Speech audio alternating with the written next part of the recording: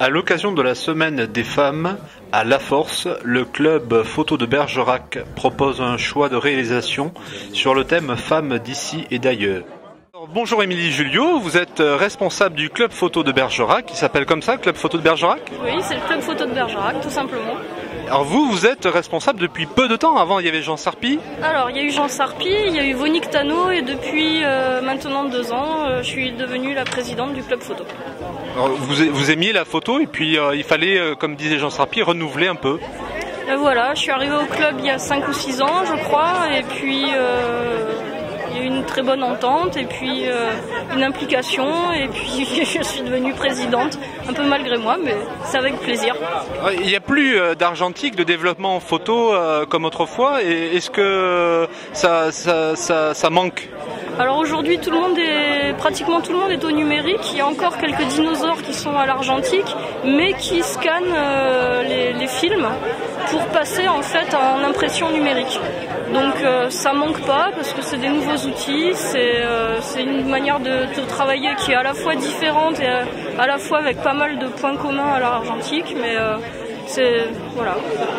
Est-ce qu'avec un appareil photo de petit prix, on arrive au même résultat de pixels et de piquets que l'argentique? Alors, c'est pas une question de qualité de l'appareil, c'est une question d'œil du photographe. On a au club des gens qui ont des petits boîtiers compacts et qui font des cartons en compétition. Et puis ensuite, on a des gens qui ont des réflexes très perfectionnés qui, je pense, peuvent aider dans certaines conditions de lumière, par exemple, ou dans certaines conditions de photographie difficiles. Mais très sincèrement, le boîtier, c'est un tout petit pourcentage de la qualité de la photo. Alors, le club, c'est 40 adhérents en ce moment? C'est une quarantaine d'adhérents, oui. Alors, est-ce qu'il y a uniquement des conseils le mercredi soir où vous vous retrouvez, c'est ça? Ou est-ce qu'il y a l'invitation de professionnels, d'artistes pour renouveler, pour faire un renouvellement de conseils?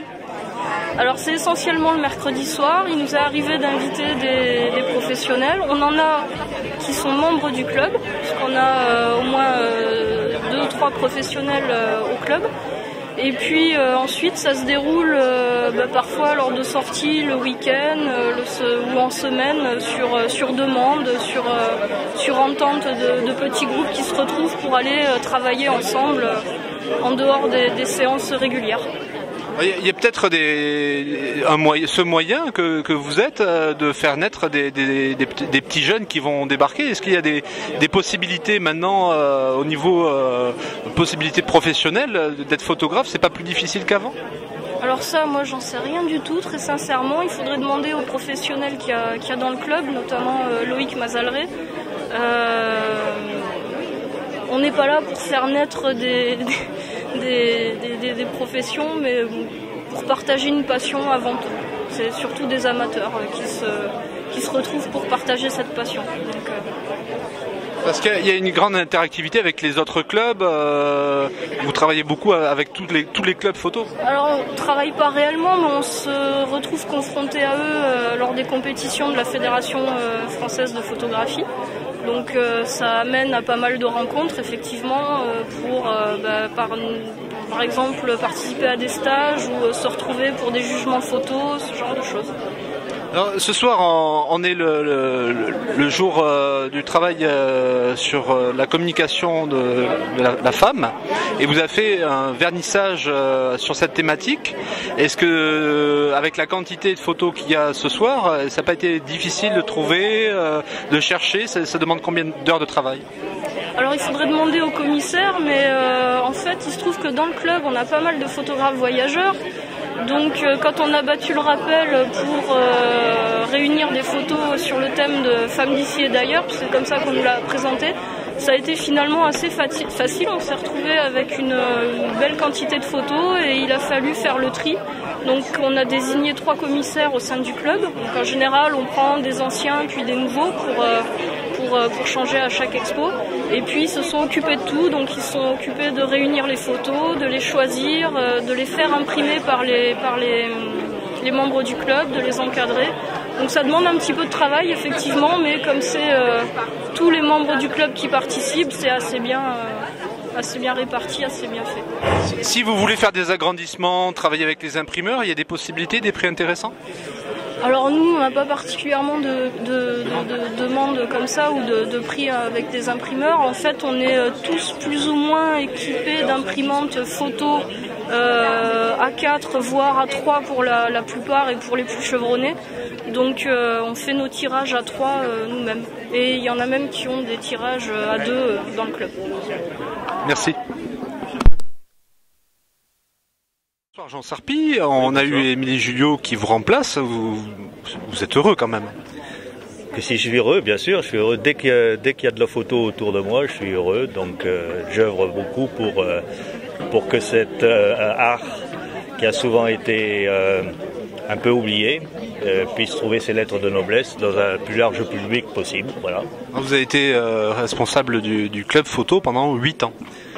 Oui, j'ai pris la présidence et je l'ai conservée donc pendant 8 ans à Bergerac, à une époque un peu difficile parce que c'était l'époque où on a franchi le cap de l'argentique vers le numérique. Et donc les anciens qui étaient au club étaient très attachés évidemment à la technique de l'argentique et réalisaient d'excellentes photos. Donc il a fallu les convertir au bien fondé du numérique. Ça a été un peu difficile au début et puis finalement on a pu amener tout le monde comme ça. Et on a profité de cette occasion où la photo s'est démultipliée pour la faire connaître pour faire connaître notre club dans d'autres horizons. C'est ainsi qu'on s'est jumelé pendant cette période, on s'est jumelé avec de nombreux pays étrangers, ce qui a donné lieu à des expositions, d'une part à Bergerac, des expositions internationales, et d'autre part aussi dans ces pays-là. Je citerai par exemple l'Angleterre, la Norvège, la Slovénie, l'Italie, la Nouvelle-Zélande, l'Allemagne et quelques autres. Enfin, c'est une affaire qui marchait bien. Bon, pour l'instant, c'est un peu en sommeil. Et ça se passait comment, là? Vous partiez avec vos propres moyens? Alors non, nous on ne partait pas. On envoyait les photos, sauf pour l'Italie avec Faenza, puisque Faenza est jumelé avec Bergerac. Donc Redemption. Certains d'entre nous ont pu y aller. Mais sinon, le processus, c'était on faisait une sélection de nos photos, soit sur un thème donné, soit en thème libre. Et on l'envoyait pour que ces photos soient exposées dans la ville avec laquelle on était en relation. Et à l'inverse, quand on faisait des expositions internationales à Bergerac tous les 2 ans, on sélectionnait des photos de chacun des pays avec lesquels on était jumelés. On leur demandait de nous envoyer un lot de photos et on les exposait tous ensemble. Oui, parce que tu parlais de coupe nationale tout à l'heure. Pardon ? De coupe nationale. Alors ça c'est autre chose. L'accession du club photo à la coupe nationale de photographie, c'est une démarche de longue haleine. C'est-à-dire qu'il y a 2 façons de voir les choses. Ou le club photo reste dans un environnement régional, où il ne dépasse pas la ville et il essaye de se faire connaître au travers de manifestations comme il y a en ce moment à la Force. Ou alors, on essaye d'accéder au niveau national. La fédération, pour faire court, la Fédération française de photographie est conçue de telle sorte qu'il y ait plusieurs échelons. C'est pyramidal, il y a des concours régionaux, des concours nationaux de 2 niveaux et les sélections se font au fur et à mesure et les meilleurs clubs sélectionnés peuvent concourir à l'épreuve finale qui est la Coupe de France. Et moi j'avais senti la nécessité de monter en coupe, comme on le dit, parce que c'est se frotter avec les meilleurs clubs de France. La Coupe de France couleur ou noir et blanc par exemple, ou nature, sélectionne se joue sur les 15 meilleurs clubs de France. Quand on pense qu'en France, il y a environ entre 550 et 600 clubs qui sont affiliés à la Fédération française de photographie, être dans les 15 premiers, ça veut dire quelque chose. Et on en tire grand profit parce qu'on observe des images qui sont de haute qualité et bien souvent supérieure aux nôtres. Et, tu parlais de concours international, là, c'est ça que les concours qui se faisaient à l'occasion de nos échanges internationaux étaient des concours qui étaient organisés par les clubs qui recevaient les photos. Alors elles avaient forcément bien sûr un caractère international parce que d'autres clubs faisaient la même démarche que nous dans différents pays, ce qui fait que là aussi on s'est frotté avec un certain nombre de personnes et de photographes qui venaient d'horizons divers. Il n'y a pas un festival bergeracois? Pour l'instant, il n'y a pas de festival bergeracois. Il y a le Médésart.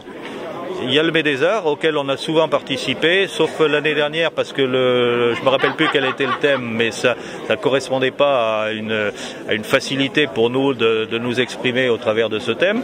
Mais chaque fois qu'on le peut, et chaque fois qu'on nous l'a demandé, que la municipalité nous l'a demandé, on s'est lancé là-dedans et au travers d'une exposition, on a pu regrouper notre modeste participation, quoi. C'est un peu comme ici, quoi, hein. Voilà. C'est-à-dire que c'est un club comme tous les autres clubs qui tous les ans doit se renouveler en quelque sorte. Oui, il faut se renouveler parce que le club ne vit que par l'apport en son sein de nouveaux photographes et de plus jeunes photographes. C'est un peu pour ça que moi j'ai quitté la présidence au bout de 8 ans, parce que le club marchait très bien, mais je sentais qu'on avait besoin de 109. Et parce que les jeunes ont un regard, surtout dans le domaine de la photographie, ont un regard qui est sensiblement différent de ce que nous on est habitué à voir, et par conséquent c'est dans ce sens qu'il faut marcher, quoi. Il y a chez nous maintenant j'allais dire des gamins, c'est par rapport à moi, oui, des gens entre 20 et 30 ans qui sont vraiment d'excellents photographes et qui au sein du club se perfectionnent et vont fournir d'excellentes photos dans l'avenir. Il y a même des professionnels.